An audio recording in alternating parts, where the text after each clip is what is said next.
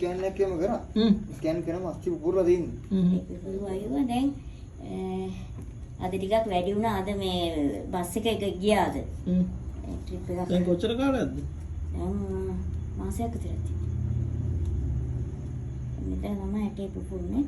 රැට මෙතන හරි කැක්කුම. රැට ඉහුම බහිනවා. ආයි උදේට මේ කකුල මේ උඩට පහළට මේ හොඳට කරන්න බලන්න. මෙහෙ පහළට ජොයින්ට් එක. මේ කරන්නේ.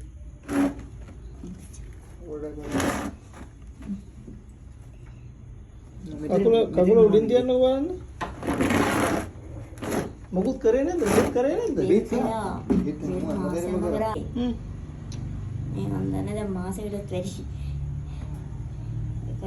මේ කකුල හොල්ලන්න බලන්න. අනික කකුල තියන්නකෝ බලන්න. ඔය කකුල හොල්ලන්න බලන්න හොඳට. මෙහෙම. හොඳට. හරි තියෙන ජොයින්ට් එක හොල්ලන්න බලන්න. උඩට පහළට කරන්න කකුල. ඔන්න ඔහොම හෙල්ලෙන්න ඕන. තේරෙනවද? මේ හෙල්ලෙන්නේ නැති හින්දා තමයි මේ මෙතන දැන් මේ මෙහෙම හැමදෙස්සෙම ඔයගොල්ලන්ගේ මේ ඩැමේජ් එක වෙන්නේ. හරිද? මේ තනිතර මේ අල්ලද්දිම ඒ කියන්නේ මෙතන තල්ම හිටිනවා මේ.